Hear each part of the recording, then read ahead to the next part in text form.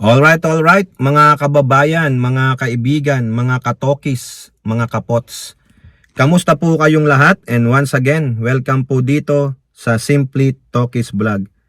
Tayo po ay magbibigay ng maiksing komento, opinyon at reaksyon sa mga mainit na usaping pangpolitika sa ating bansa. Tinitingnan ko lang po itong mga article na ating pag-uusapan, mga kababayan.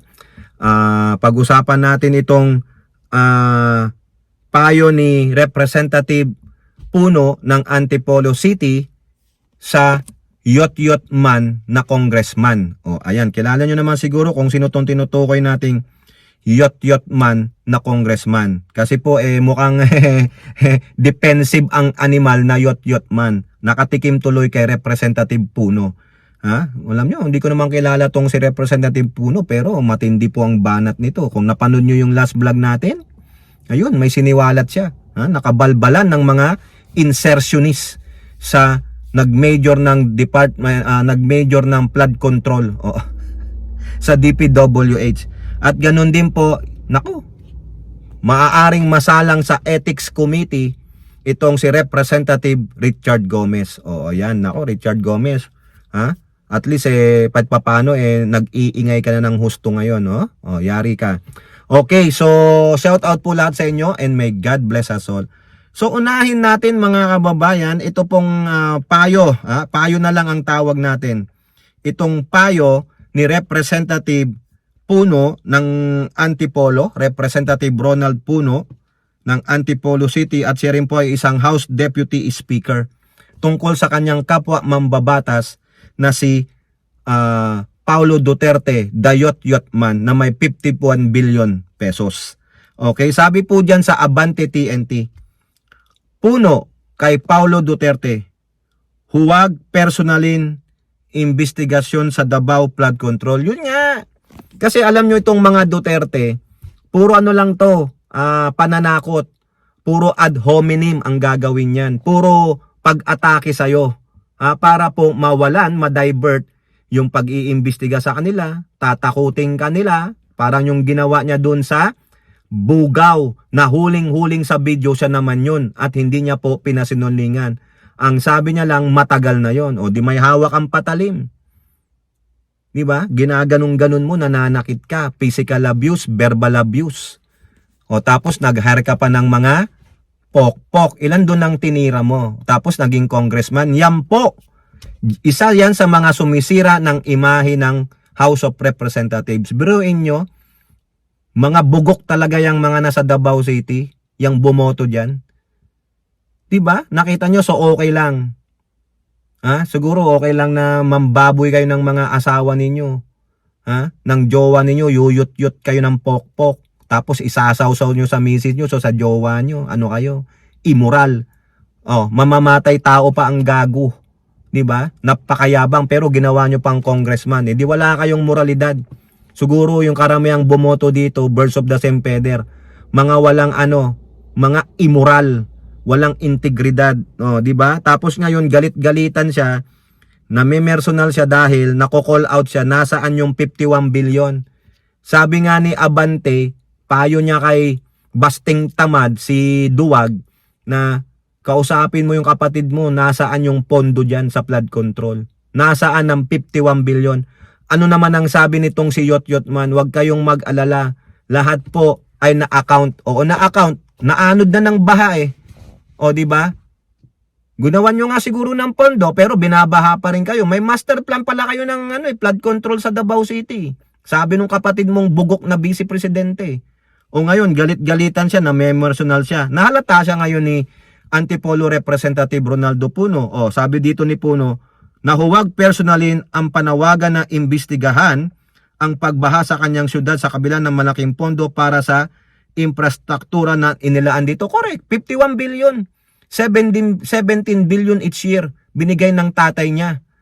Di ba? Ang tatay niya magaling magbanta, tulad nung sinasabi sa COA na ilaglag mo yan sa hagdanan. Huwag yung papasukin pag nanandyan sila. Ganyan sila Manang-mana sa tatay niyang aso, animal, hayop. Kung public official ka, Di ba siguro tanggapin mo lahat ng klaseng pag-iimbestiga di ba? Hindi nga po gusto niyang itago. nasaan ng 51 billion? O baka naman ginamit na yung ilang milyon dyan para sa kanilang paglalamyerda. Baka yun ang ginagamit nilang paglalamyerda sa dahig. Pakain-kain lang na masarap dyan. Oo. Katinong pamilya nila noon. Biro nyo, nasisikmura nyo, kainin ninyo. Yung pinangkakain ninyo, pinanglalakwat yan ninyo, pinangdadamit ninyo, pinanglalaksari ninyo, galing sa taxes ng taong bayan. Mga animal. Tapos sasabihin nila, mahirap lang daw sila. O di ba mga sinungaling? O tandaan ulit natin, paulit-ulit tayo. Ang sinungaling, kapatid ay magnanakaw. Kasama yan sa trabaho sabi ni Puno.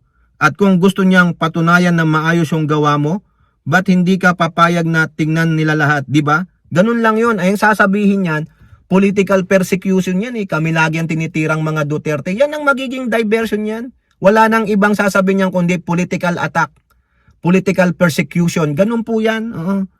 Noong Huwebes, nananawagan si Manila Representative Bienvenido Abante kay Acting Davao City Mayor Sebastian Duterte na imbestigahan ng flood control project sa kanyang syudad dahil binabaha pa rin ito kahit na malaking pondo ang nakuha ng kanyang kapatid na si Yotyot Man.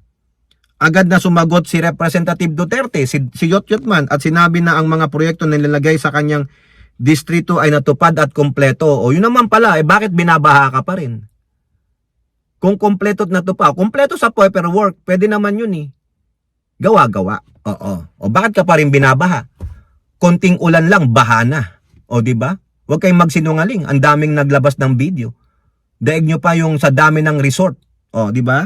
Kaya bilang mga tagapaglingkod ng ating gobyerno, huwag na tayong magtampo kung titingnan yung ating mga project doon. Baka maganda yun. Di mapuri pa rin sila, di ba? O tama naman. Ha? O sinabi rin ni Puno na hindi rin Davao City lamang ang imbestigahan ng House Infra Committee. Hindi lang naman Davao City din In fairness ang imbestigahan ng committee. As of now, ang alam ko marami silang areas. Hindi lang yan. Lahat ng mga binanggit ni Senator Pampilo Lacson, I'm sure pupunta nila yon. Bahala na silang mag-announce niyan. Hindi naman nila sinisingle out ang Davao City. Correct. Ang feeling nga po ng mga Duterte, bakit sila lang? Bakit kayo lang bantaw sa Pilipinas? Ulul. Kasama lang kayo. Ikaw nagre-react ka ng negative kasi alam mo kung bakit. May negative kang ginawa, gago. Bakit hindi mo na lang i-welcome? Sige po, imbestigahan nyo po. Wala naman akong ginawa dyan. Ito po, kompleto, natapos. Patunayan mo. Ngayon, bakit pa rin nagbaba? Sige po, siguro, hindi na kaya yung volume ng tubig, kaya nag-o-overflow po. Di ganun. Diba? Hindi yung ang dating mo, negative ka agad. Sasabihin mo, maayos naman at kumpleto. Kung maayos nga, ba't binabaha pa rin? Gago. Diba? Animal? Hindi makaintindi. Bobo talaga. Ba't mga anak ni Duterte napakabobo? Ha? Diba? Ngayon, mga kababayan, ito po, si Representative Richard Gomez, mahaharap yata ito sa Ethics Committee.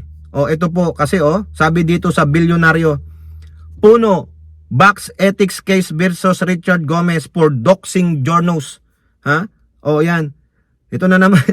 Ang laman ng balita natin, si Representative Ronaldo Puno, back the filing of ethics complaint against late Representative Richard Gomez for accusing. Ina-accuse po ni Richard Gomez ang mga journalists of being paid. Ay naku, Diyos ko po. Ayan na, kasi lumabas na tong pasabog ni Vico Soto na itong mga ibang nag-i-interview mga nababayaran nung ini-interview nila to ask him about a damaged flood control project linked to him. Yung sa Leyte po, doon sa lugar nila sa Leyte, yung isang parte po, yung isang portion na nagkakahalaga ng 48 million, inanod na po ng tubig. Konting ulan lang, inanod ng tubig. Walang bakal na magsusuporta Yeah, absolutely. I encourage you to bring it before the Ethics Committee. Hindi naman pwede yung mga ganun. You are asked to explain something. You are a legislator. You explain. Correct. Kaya tayo naging legislator dahil ang tingin ng tao, marunong tayong magpaliwanag. I agree. Oo. Marami pong senator, walang ganyan. Tignan nyo si Robin. Tignan nyo si Bongo. Si Bato. Tapos yung ganyan na personal na, napakalinaw na kailangan mong ipaliwanag, hindi niya gagawin. Several reporters have reached out to Gomez regarding the allegations made by Matag-Ob, Leyte. Ito po yun.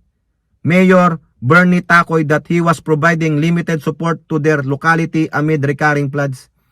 Instead of replying, Gomez posted screenshots of their conversation on Facebook exposing the journalist's phone numbers. Mahal din itong media spin na ginagawa nila against me. Look at the similarities of the different SOCMEDs and agencies asking question. Alam na alam mong merong nagkukumpas. Alam na alam mong ginagastusan. Ayos gastos pa more mga ungas. O ayan. Napaka-unprofessional. Napaka-unlegislator-like. Walang ethics talaga. Bastos. So, ina-assume niya mga kababayan na itong mga jorno na nagtatanong sa kanya, gustong makakuha ng komento sa kanya dahil nga dun sa paano ni Mayor Tacoy, sinasabi niya mga bayaran. O, yan. Puno, who chairs the National Unity Party, the second largest political party in the Philippines, criticized Gomez for his action. And then you compound the issue by insulting people? Hindi maganda talaga yun. I think the Ethics Committee should be brought into that. Correct. He reminded lawmakers that public officials are expected to meet higher standards of behavior. Ako, I'm very disappointed to hear this. At malungkot na nangyayari yung mga ganyan. Legislators, congressmen, senators, we are elected into our position by people that trust us. Express their faith in what we say, express their faith in what we do and what we can do. So our comportment and behavior in public is very important. I agree po to reinforcing that faith and belief that they have in us. You are expected to be held and behave in a higher standard than other people. Kaya, tama. Puno said that he was very sad that those things are happening. Oh, hindi lang naman ikaw. Ako, disappointed din kay Richard. Masyado kang pikon, Richard. Para ka lang si Duterte. Gusto mo, may pagtatakpan ka ba? O hindi mo lang kayang mag-explain? Matalino ka naman, Richard, eh. Kung wala kang ginawang masama, why? You have to evade. Why do you have to this sort of ad hominem? Meron kang patunay na binayaran? Kung idemanda ka ng libel nitong mga journalist na ito, idemanda nyo po ng libel itong congressman na ito. Napakayabang eh. Meron kang ebidensya na sila ay nabayaran, na may gumagasto sa kanila? Idemanda nyo po, i-milk out nyo si Richard Gomez. I-milk out nyo. Ha? NUJP. Ito po, nagsalita po ang NUJP sa Abante. Sa Politico. Palibhasa pikon. NUJP calls out Richard Gomez for doxing journalists. Ayan. Ano ba tong word na doxing? Para naman meron tayong alam na bagong word. Okay? Anong sabi dito? Informal. Search for and publish private. Yun nga. Pinablish niya yung mga private information nung journalist. Palibhasa pikon. Ginan mo yung show mong palibhasa lalaki dati, ginamit sa iyo ngayon. Palibhasa pikon. Kasi sobrang yabang. Kala naman niya lahat kaya niya. Ewan ko lang sa iyo, Richard. The National Union of Journalists of the Philippines have taken later Representative Richard Gomez to task for accusing journalists of being paid hacks for merely doing their job, asking him to comment on a collapsed flood control projects in his district. Yan nga, kung wala kang tinatago, kinakausap ko naman siguro ng matino. Bakit mo dinoxing? Bakit sinasabi mong paid? Di ba? Nag-a-accuse ka? Demanda nyo po. I-libel ninyo. Kung dyan sa mga, sino po yung dinoxing niya? Lumantad yung phone number. Baka may sensitive information pa.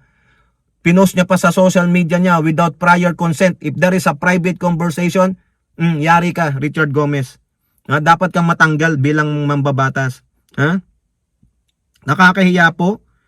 NUJP blasted Gomez for publicly posting the journalist's name and phone numbers, saying the move exposed them to harassment and violated data privacy. Correct. I-demanda nyo. I-demanda nyo po si Gomez. Violating data privacy. Kaya nyo? Di ba? Para po matauhan itong ungas na representante na ito, napakayabang. Pasensya ka po, Richard Gomez, may mali ka dito. Kinakausap ka naman ng maayos. Bakit hindi mag-usap ng maayos? Taking out a Duterte card? Yabang at pangbubule? Bully ka ba? Representative Leyte ng Leyte, Richard Gomez? Ay hindi magandang representante yan ng Leyte. Baka nagkamali kayo mga Leytenenyon. Di po ba? Napaka-bole ng inyong representante. Tinatanong naman ng maayos, sasabihin niya, paid hacks. May binayaran, may nagbabayad. Grabe naman, no? O yan, idemanda nyo po yan. Hindi lang dalhin yan sa Ethics Committee, idemanda nyo po. Violation of data privacy and harassment. Ayan po, nang haharas si Richard Gomez. Hindi naman inaakusan na may ginawa kang masama dun sa proyekto, paliwanag lang. Ganon. Ano nangyari? Oh, yung mayor, humihingi ng tulong sa'yo, anong mapasasabi mo? Nang show pa, oh. Kayo po, ano pong yung masasabi? Comment down below. And don't forget to like and share. Hope to see you in the next videos. Bye-bye. God bless.